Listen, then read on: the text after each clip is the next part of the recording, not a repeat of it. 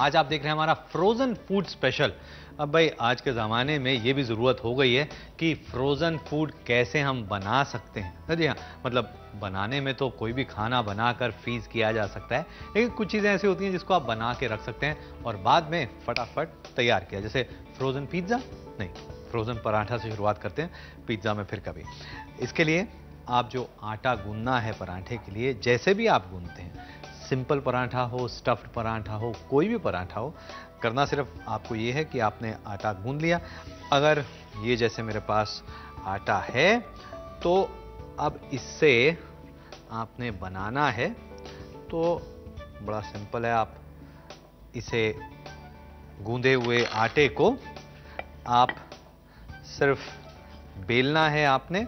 उसके बाद अब इसमें थोड़ा घी मक्खन तेल लगा लिया और सूखा आटा और ये कर दिया फोल्ड।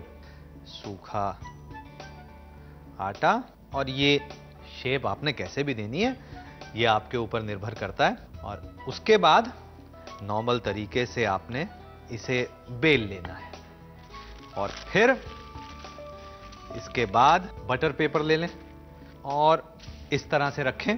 दूसरा पराठा बेला,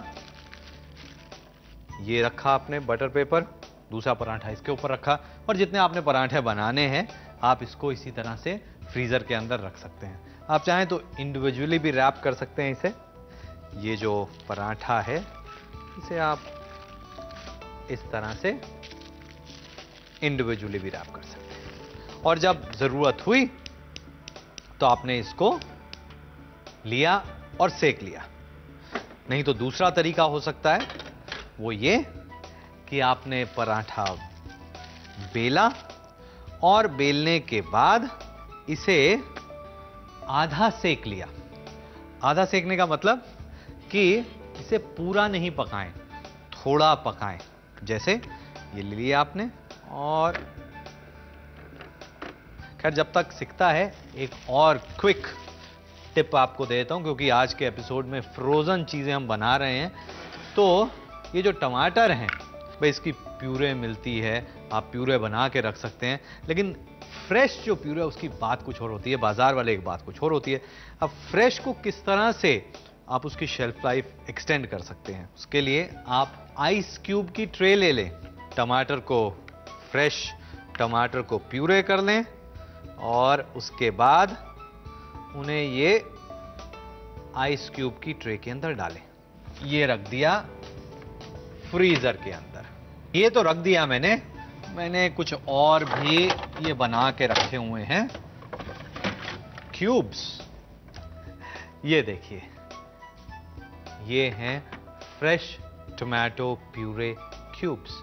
आप चाहें तो इस तरह से निकाल कर इसे प्लास्टिक के बैग में निकाल कर रख सकते हैं फ्रीजर में वापस।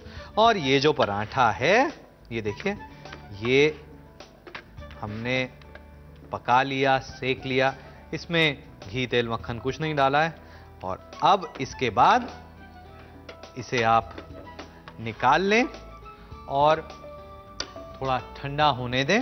जब ये रूम टेम्परेचर पे आ जाए तब एक बार फिर पराठा इसके अंदर रखें, रोल करें।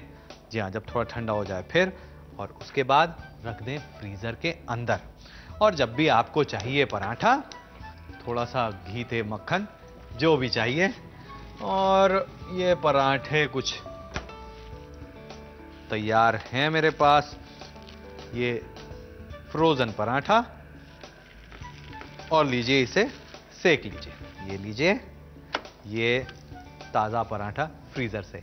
नोट करें इसके इंग्रेडिएंट्स और उसके बाद इसका एग्री कैप। इसके लिए हमें चाहिए 2 कप आटा, नमक स्वादानुसार और 1/4 कप घी। इसे बनाने के लिए आटे में नमक और पानी डालकर इसे गूंद लें और इसके पेड़े बनाकर बेल लें। इसके ऊपर घी और थोड़ा सूखा आटा लगाकर इसे मोड़कर बंद करें और एक बार फिर इसे बेल लें। और अब इस पराठे को किसी ग्रीस प्रूफ पेपर में लपेटकर फ्रीजर में रखें और जब भी जरूरत पड़े फ्रीजर में से निकालें। पराठे को रखें गर्मा गर्म तवे पर और दोनों तरफ से थोड़ा घी या तेल लगाकर सेकें और परोसे गर्मा गर्म। आप चाहे तो इन पराठों को घी लगाकर आधा सेक कर फिर फ्रीजर में रख सकते हैं और जरूरत पड़ने पर एक बार फिर इसे पूरा सेकें और परोसें।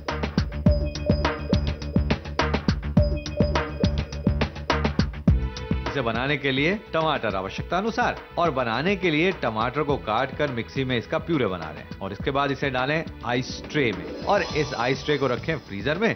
सेट होने पर उसे ऐसे ही रहने दें या फिर किसी प्लास्टिक के बैग में निकाल कर डीप फ्रीजर में रखें और आवश्यकता पड़ने पर इस्तेमाल करें।